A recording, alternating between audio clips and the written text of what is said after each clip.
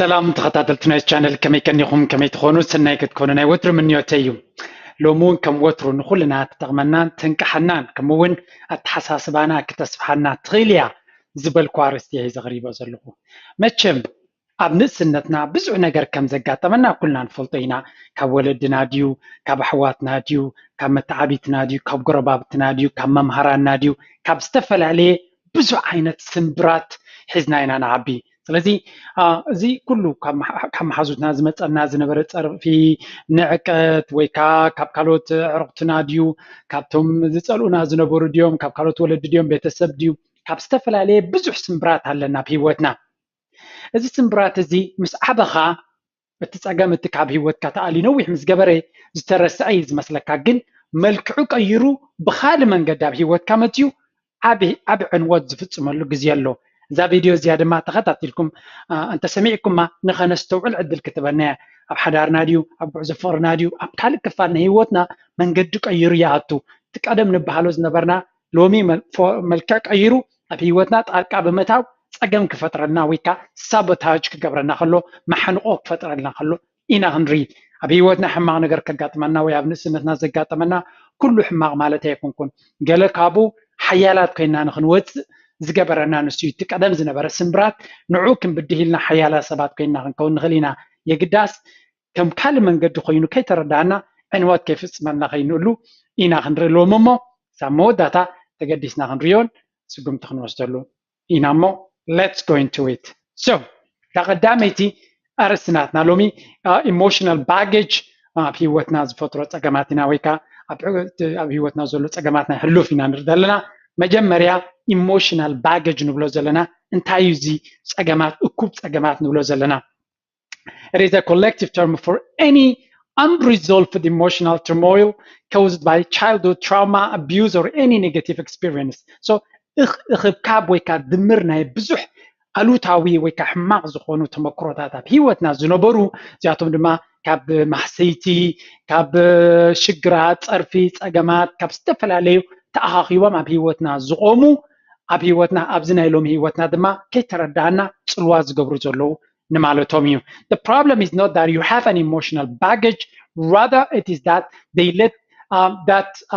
let your baggage rule in their life. So እቲ ፀገም ከምዚ ዓይነት ካብ ንእስነትካ ዝመፅእ ፀገማት ምህላው ኣይኮነን እቲ ቀንዲ ፀገም እዞም ፀገማት እዚኣቶም ንናይ ሎሚ ሂወትካ ክውንንዎን ክመርሕዎን ከለዉ ከይተረዳእና ማለት እዩ ኩሉ ንገብሮ ጉዕዞ ሂወትና በቶም ናይ ቀደም ስምብራት ተደሪኽና ንገብረሉ ግዜ ከዓ ብዙሕ ግዜ ኣሎ ስለዚ ክንሪኦ ኢና ኣብዚ ሊስታ ሓደ ብሓደ 6 ነጥቢ ክንርኢ ኢና So, one study shows that having emotional baggage stops people from creating a positive life change. So, ካልእ መፅናዕታዊ ፅሑፍ ድማ እንታይ ረኺቦም እዚ ሕሉፍ ስምብራት ኣብ ሂወትና ዘሎ እንድሕሪ ብዙሕ ግዜ ብውን ግዜ ሃሊና ዝኾነ ይኹን ኣወንታዊ ለውጢ እዚ ቪድዮታት ናተሪኢኹም ክትልወጡ እኳ እንተደለኹም ንሱ ክዓግተኩም ከም ዝኽእል ንብዙሓት ሰባት ናብ ኣወንታዊ ፖዚቲቭ ነገር ንኸይቅየሩ ንኸይዓብዩ ሓደ ዓብይ መሕንቆ ኮይኑ ዝኽልክሎም ምዃኑ እውን ረኺቦም ስለዚ እዚ ስምብራት ናይ ቀደም ክንጥንቀቐሉ ክንክእል ኣለና ብዙሕ ዕንወት ከውርድ ዝኽእል ኣብ ሂወትና ንሂወትና ማእሰርቲ ክገብረልና ዝኽእል እዩ ተቐዳመይቲ ሳይን እንታይ እያ ኢሞሽናል ዲስተንስ ስምዒታዊ ራሕቂ ክንብሎ ንኽእል ኢና A strong emotional bond is an essential pillar for a healthy relationship. ዝምድና ወይ ሓዳር ክንብል ከለና ስምዒታዊ ጥቡቕነት ወይ ከዓ ክልቲኦም ወገናት ኣብ ንሓትሕዶም ቦንድድ ወይ ከዓ ዝተጣመሩ ክኾኑ ከለዉ ምጥማር ናይ ስምዒት ድማ ኣብ ክልቲኦም ካብ መጠን ንላዕሊ ኣገዳሲ እዩ እቲ ናይ ምፍትታዊ ናይ ፍቅሪ ኩሉ እንድሕሪ ቦንድ ተዘይብልካ ወይ ከዓ ዝምድናኻ ምጥማር ተዘይብሉ ሓደ ዕውድ ዝኾነ ፅቡቅ ፍቅራዊ ሂወት ክህልወና ኣይክእልኒ እዩ So, it is linked to intimacy and the ability to enjoy and share things together as a couple. ስለዚ እዞም ፅቡቅ ዝምድና ዘለዎም ሰባት እዮም ብሓደ ኮይኖም ክሕገሱ ብሓደ ኮይኖም ፅቡቅ ነገር ከስተማቕሩ ዝኽእሉ ድሕሪ ፅቡቅነት ወይ ከዓ ቦንድ እንተዘይብልካ ኩሉ ግዜ ንናትካ ሂወት ክትገብር ኢኻ ትጅምር ከም ውፅኢቱ ድማ ሓዳር ፍሕፍሕ ዝብል ኣይከውን እዩ ፍሕፍሕ ዝብል ሓዳር ከመን እዩ ዘይደሊ ንፈልጥ ኣለና So, እዚ ዲስተንስ ራሕቂ እንድሕር ኣለዎ ኮይኑ እቲ ሂወት ሓደ ካብቲ ኣብ ሓዳር ኩሉ ግዜ ራሕቂ ዝፈጥሩ ጋብ ዝፈጥሩ ፀገም ናይ ዘለዎም እዮም Unresolved emotional baggage can stop you from experiencing real intimacy with someone زي سمعتاوي ፀገማት ናይ ሕሉፍ ኣብ ህይወትና ሒዝናዮም ንኸይ ዘለና ፅቡቕ ዝኾነ ዝምድና ምትእማንን ፍቕርን ዝመልኦ ንኸይንምስርት ይሓግተና ብዙሕ ስክፍታታት ኣብ ሓንጎልና ብምፍጣር ዲስታንስ ናትና ርሕቕ ኢልና ክንከይድ ጥብቕ ኢልና ህይወትና ብምሉእ ኢቲና ኣብ ሓዳርን ኣብ ህይወትን ንኸይንሕጎስ እውን ንፈርህ ኢና ማለት እዩ ብኻልእ ኣዘራርባ You can build up walls and defense mechanisms that might make it impossible to nurture deep and long-lasting relationships. So, كل ጊዜ ፍርሂ ናይ ገለ ነገር ስለ ዘለና ጥቡቕ ዝኾነ ዝምድና ብኩሉ ነገር ክንከውን ኣይንደልና እንታይ ዳ መናድቕ እናገበርና ከምዚ እንተገይሩኒ ከምዚ ተኾይናትኒ ከምዚ ተኾይነኒ ከምዚ ተገይሩ ከምዚ ተገይራ ኢልካ መህደሚ ድሮ መዓት ነገራት ኢኻ ትሰራርዕ ማለት እዩ እዚ መህደሚ ትገብሮ ኩሉ ግዜ ድማ ብቁጠባኻ ከይትተሓዞ ብገለ ከይትተሓዞ ፍርሃ ብርእስኻ ስለ ዘለካ እንታይ ገብረካ እዚ ፅቡቕ ዝኾነ ጥዑም ፍቕሪ ጥዑም ሓዳር ንኸይተስተማቕር ይኽልክለካ እዚኣ ክንጥንቀቐላ ኣለና ከይተረዳእትና ብብዙሕ መንገዲ ሰልዩኻ እትያ ኣብቲ ህይወት ዓብ ፀገም ክትፈጠር ትኽእል ነጥቢ እያ ኔክስት ኮሚትመንት ኢሹስ እዚኣ ድማ ኢሞሽናል ዲስታንስ ድማ ኮሚትመንት ኢሹስ ወይ ድማ ሓዳር ወይ ፅቡቕ ዝኾነ ፍቕራዊ ጉዕዞ ንኸይንጅምር መፍራህ ማለት እዩ ኮሚትመንት ማለት እዚ ቀፃልነት ዘለዎ ህይወት ኣብ ዝኾነ ነገር ወላ ኣብ ስራሕ ድዩ ኣብ ትምህርቲ ድዩ ኣብ ዕላማኻ ድዩ ኣብ ሓዳርካ ድዩ ኣብ ስድራኻ ድዩ ከምዚ ንኽስ ኣቢልካ ንነዊሕ ክትቅፅል ዘይምድላይ ትንክፍ ግድፍ ዝዓይነቱ ባህሪ ከም ንርኢ ይገብረና Do you have a hard time committing to someone? The issue actually evolves around just romantic area ወፃኢ perhaps it's hard to commit to work, place, anything that requires you. So እንታይ ማለት እዩ እዚ ኮሚትመንት ኢሹ ንብሎ ዘለና ኣብ ኩሉ ፅላትና ህይወትና እዩ ዝረአ ኣብ ሓደ ነገር ንኺስና ንነዊሕ ክንቅፅል ዘይምኽኣል ዝጅትርዮ ኢኻ ዋላ ንኣብነት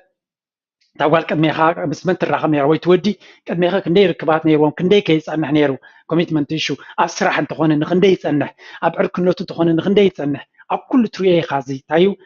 ትንክፍ ግድፍ እቱ ኢሎም ውፅ ዝብሉ ሰባት ክቕፅሉ ፀገም ኣለዎም እዚ ድማ ናይ ግድም ብሕልፎም ዝተደረኸ ክንብል ኣይንኽእል ኢና ግን ታራ ክህልዎ ይኽእል እዩ ኣብ ሂወትካ ቀፃልነት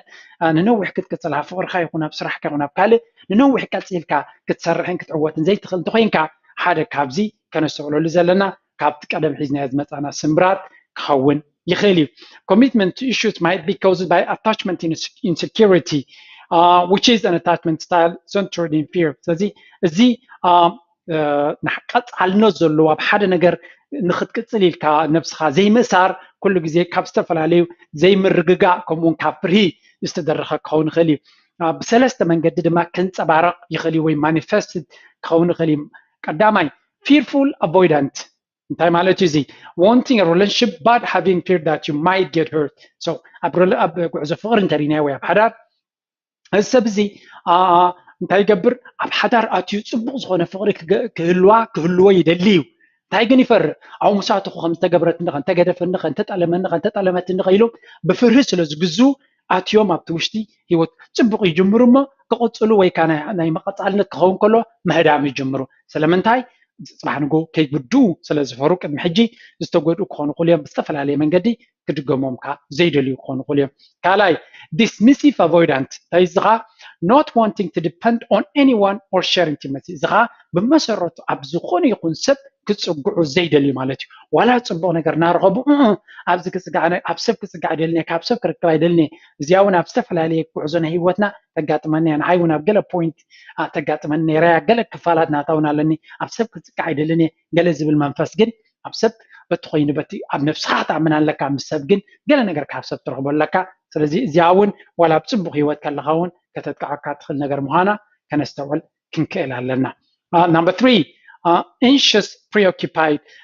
constant anxiety of being abandoned and lost of እዚኻ እዚኦም ካብ ኩሉ ግዜ ዝግደፉ ዝጥለሙ ዝህሰዩ ዝሕደጉ ጥራይ ዝመስሎም ማለት ኩሉ ግዜ ኣብ ስክፍታን ኣብ ፍርህን ናይ ምንባር ተኽእሎ መንፈስን ዘለዎም ስለዚ ሰለስተ ዓይነት ክኸውን ይኽእል እዚ ናይ ኮሚትመንት ወይ ከዓ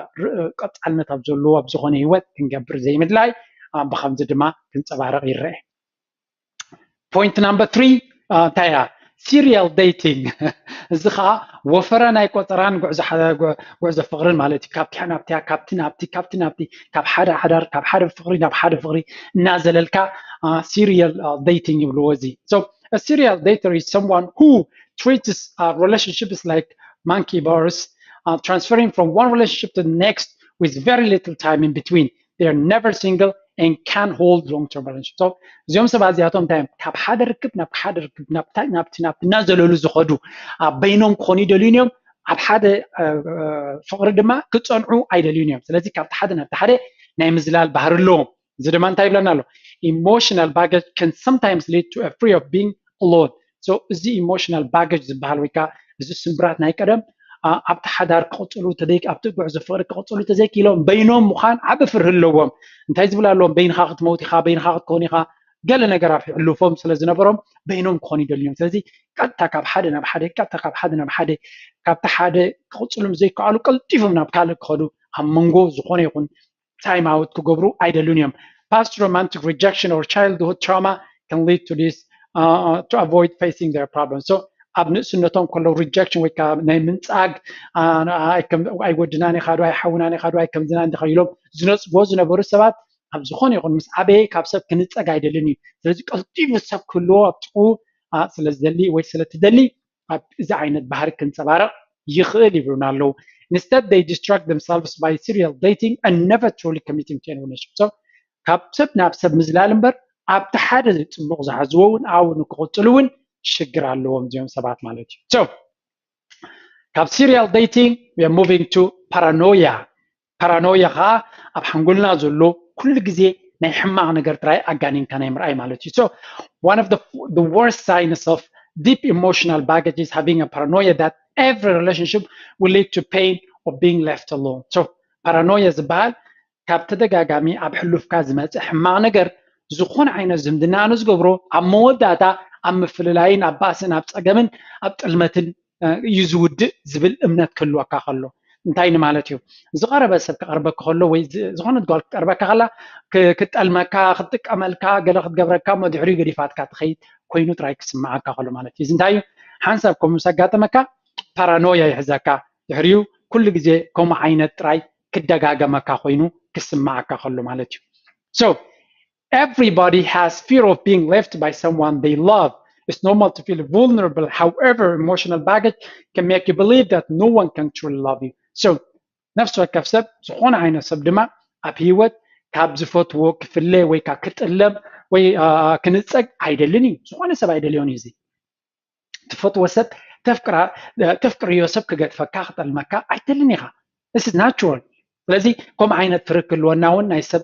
ተፈጥሮ እዩ ወይ ከዓ ሰብኣዊ vulnerability ቅልዑነት ወይ ከዓ ፍርሂ ክንብሎ ንኽእል ኢና እንተኾነ እዚ ዓይነት ኣተሓሳስባ ዝኾነ ዓይነት ሰብ ከፍቅረካ ዘይክእል ንገለ ረብሓ እምበር ብልቡ ከፍቅረካ ዝኽእል ኮይኑ ዘይስማዓካ እንድሕር ኮይኑ እዚ ፀገም ኮይኑ ኣሎ ማለት እዩ ስለዚ ክንጥንቀቕ ክንክእል ኣለና እቲ ኖርማል ፍርህን ዘይ ዝንቡዕ ዝኾነ ካብ ክውንነት ዝረሓቐ ፍርሂ ኣብ ሓንጎልና ይቲና ንፈጥሮ ፀቕጥን ኣብ መንጎም ፍልልዩ ክነስተውዕል ክንክእል ኣለና ኣበየናይ ቦታ ከም ዘለና ሓንጎልና ናብኡ ከይወስደና እውን ክንከታተሎ ክንክእል ኣለና as a result you might self-sabotage your own relationships you may even drive away any potential of meaningful relationships before they even begin so እዚ ዓይነት ኣተሓሳስባ ኩሉ ሰብ ብልቢ ከፍቅረካ ዘይኽእል ንኻልእ ዕላማ ንፅባሕ ንጎዝ ዝገድፈካ እንጂ ኣብ ገለገለ ደቂ ኣንስትዮ ትሪኢኻ ሓደ ግዜ ወይ ክልተ ግዜ ምስ ተበደላ እቲ ድሕሪኡ ዝመፅእ ሰብ ከምኡ ዝገብረን ተጠቂሙ ወይ ኣሽኪዕወን ዝኸይድ ዝመስለን ክህሉ ክእል እዩ እዚ ስምብራት እዚ ግን ጌጋ እዩ ጥዑይ ሰብ እውን ከጋጥመካ ይኽእል እዩ ኣብቲ ጉዕዞ ስለዚ ሓደ ግዜ ስለ ዘጋጥመካ ክትጥንቀቕ ኣለካ ግን ሂወትካ በቲ ፍርሂ ክትግዛእ የብልካ ፍርሂ ክገዛእካ የብሉን ትብዓት ክህልወና ክኽእል ኣሎ ሓንቲ ግዜ ሕማቕ ኣጋጢምና ክልተ ግዜ ሕማቕ ኣጋጢምና ኣይረ ሰለስተ ግዜ ኣጋጢምና ኣብ ራብዓይ ግዜ ፅቡቕ ከጋጥመና ክእል እዩ እዚ ግን እንታይ ምስ ንኸውን ክፉት ልቢ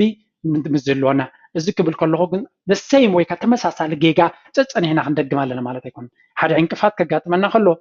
ኣጋጢሙ ኣሎ ካብኡ ግን እንታይ ተማሂርና ኢልና ምስ ነፍስና ክንዛረብ ኣለና እዝን ክገብር የብለይን እዝን ድማ ከፍቅድ የብለይን ክንብል ኣለና ጠቕላላ ወዲ ክቐርብ ኣይደልን ጠቕላላ ጓል ክቐርብ ኣይደልን ዝብል ኣዘራርባ ግን ናይ ሰነፋት ኣተሓሳስባ እዩ ስለዚ ነቲ ነገራት ካብ ዝጎዳካ ማይሲ ማይ ሓኒቕኒ ኢልካ ማይ ከም ገለ ኢሉ ሓኒቐካሲ ማይ ሰትነ ድሕሪ ጂ ይበሃልን እዩ መወዲ ኮንካ ልክዕ ከምኡ ድማ ሓደ ነገር ምስ ዓንቀፈና ድሕሪ ጂ ከምኡ ይገብሮን ኣይኮነን ሜላ ሓደ እምኒ እንተዓንቂፍካ next time أبتام نزلاتو كزلل ديها تنكق ديها كدا أخذ لك أمبري أمن زبحال هاي اللي نيني كتبلا يدخلني عن استقل عليه نجار كتحمكا سلازي كاب حدا جيجا عب مدمدمتا زي مكبار مالتي وتر حمشته comparison زها موددار. This is another big problem. Comparing past relationships to your new one could be understandable. It makes sense. ስለዚህ ኩሉ ግዜ ኣብ ሕሉፍካ ዝነበረ ሰብ ምስ ሕጂ ዘሎ ሰብ ከተወዳድሮም ንቡር እዩ ፅቡቅ ዕድል እንተኾነ ካብቲ ሕሉፍካ ዝበልፅ ሰብ ረኺብካ እንተለኻ ብፅቡቅ ከተወዳድሮም እሱ እውን ፅቡቅ ኣይኮነን ግን ናይ ግድን ኢኻ ከተወዳድር ኣብ ሂወትካ ምዝረእኻዮ ኩነታት ምውድዳር ኣብ ሓንጎልካ ኣውቶማቲክ እዩ እቲ ፀገም ግን 10 ግዜ ቀደም ኩስተኮ ከምዚ ነይሩ ኩስተኮ ከምዚ ትገብር ነይራ ኩስተኮ ከምዚ This is craziness. ላለዩ ከምኡ እንደዝገብረካ ነይሩ ትገብረካ ነይራ ምስ ኣራዳይ ትኸውን تاخذ قبر مزح حدش سبع لها كم غصن معاه ما يتكتف كده بالكان from time to time مش تكفالك ما تغلي انت خونا بزعب حلوف تدي تزارب كات زبالة تنجيو انت مثلا ما نتوم سحازلون نخراقدون نخدا دمقن صح تقدم تقعد كلا لكمبر 10 جزء تقدم كم زي كويد قبر النيروس خلاص نفعنا بالكام مقبار ونصبع يكون معناته نتسبون عبزيت دلي أنفت كوزو سلزغل انتين مالتيو سبات كانوا ورا دروم يبلنا نناتهم صقان نناتهم باللجان حيزوم يمزمتونا. So, however, you might be carrying emotional baggage from your past relationships if you're constantly comparing your new partner. تزقد دما كل جزء كستوكو همزي أنيرا سخس كمزي كم ديكونكي كمزي أكو تقبل لي نيرا كمزي كويات تبلي نيرا إلكا نتم ساخازلهم ساخازلا ناقو أنا أتسبكا بحلوف بفلاي كا قريفات كا زخدت وي قريف كن زخدت غيركا صلاله تراي زبلوسا ابيت كا زلو ورقه قريف كاسي بندامات كا ጨርቂ ክትፍክር ከለኻሲ እንታይ ይክባሃል እዚ ስለዚ ነታቢት ካ ዘሎ ከተخبر ክትክል ኣለካ ናልባት ሕሉፍካ ዝክሬ ብልካ እንተ ዘኪርካ ድማ ነታቢት ካ ዘሎ ወርቂ ንምኽባርን ንምድናቕን ዳክኸውን ኣሎ እምበር ኣብ ካልእ ክኸውን ኣይግባን. People want to be accepted and loved, not always feel like they have to measure up. سباسي كتفكروا كتخبروا نعمر 10 جزء كابت قد محجز نبر نعت ودادرو كاو كبولتو أو كاتو هيدلينيا أنا هيدليني سخايت دلينها نساونا يتدلينيا سلزي كنت كعملو زي بلنا بحري وزدما نتي حدار قلتيفو كم زسل شويز قبر نتسب وانا يعطو 10 جزء مسكالة ودادرو متلخا وترشدشته projections زخا نعتكا دغمتات أبكالو السبات كتريهم مفتان ويكا أبو مدلاي مالتين تاي زخا. Most of us carry our own insecurities into new relationships. This is part of being human. However, emotional baggage can sometimes make us project our own assumptions to our partner. So, I'm let you. كلنا ناتنا دخامنة تجمعتنا لنا. نزلنا دخامنة نمشفان جن نتوم كارود نتوم أمتنا نوعو كم زجبر ويكانيشتك جبر قلوا أقول إحنا نوعو ناتنا تجمعنا بهم كنا الجبوم مفتان زياون حنت كابتي نتهيوت حماق جبرت خليا. So, tendency to disown the qualities we don't like about ourselves and see them in others projections. ስለዚህ እቲ ኣብ ነፍስና ዘይንፈትዎ ነገራት ኣብ ሰባት ኣፀጋጊዕና ንዖም ቡ ከነዳኽሞም ናትና ፀገም ናብኦም ኣስጊርና ቡ ክንፀርፎም ከነዋርዶም ከለና እዚኣ እውን ሓደ ዓብ ፀገም እዩ ነቲ ጉዕዞ ፍቕሪ ነቲ ጉዕዞ ሂወት ድማ ሳቦታጅ ገብሮ ወይ ከዓ ክሓንቆ ዝኽእል እዩ ኮታስ ናይ ሎሚ ንሪኣ ዘለና ኩለን ዘነጥብታት እዚኣተን ብምለን ካብ ንእስነትና ካብ ሕሉፍና ዝመፃ ኣብ ሎሚ ግን ብዝተፈላለየ መንገዲ መፅየን ነቲ ሂወት ክዘርጋ ዝፍትና ስለ ዝኾነ ኣስተውዒልና ቁርፅ ከነብለን እሞ ሂወትና ከነስተኻኽል ክትሕግዘና ትኽእል እያ ብርግፅ ነዛ ቪድዮ እንተፈቲኹማ መጀመርያ ላይክ ኣብዋ ኣብ ታሕቲ ከምኡ ድማ ናብ ኩሎም ኣሕዋትኩም ንሓትኩምን ሼር ግበርዋ ደጋጊምኩም እውን ስምዕዋ ኢትስ ቨሪ ኢምፖርታንት ዲፕ ነምስ ነፍስና ክንዕልል ኣለና እዚኦም ነገራት እዚኦም ብቐሊሉ ትሪኦም ኣይኮንካን ግን ኣስተውዒልካ እንተሪኢኻ ድማ ኣብ ሂወትካ ኣብቲ ሓዳርካ ኣብቲ ጉዕዞ ፍቕርኻ ፀገም ዝፈጥሩልካ ዘለዉ ክኾኑ ዝኽእሉ እዮም ስለዚ ከማ እንተኮይና ረኺብኩማ ላይክ ኣብዋ ናትኩም ርእቶ ድማ ዝውስኽ እንተሎ ድማ ኣብ ኮሜንት ክፅበየኩም እየ እናበልኩ ነዛ ኣርእስቲ ብዚ ክንውዲና ኣብ ካልእ ክሳብ ንራኸብ ድሓን ኩኑ ብለኩም ስሰናዩ ቻው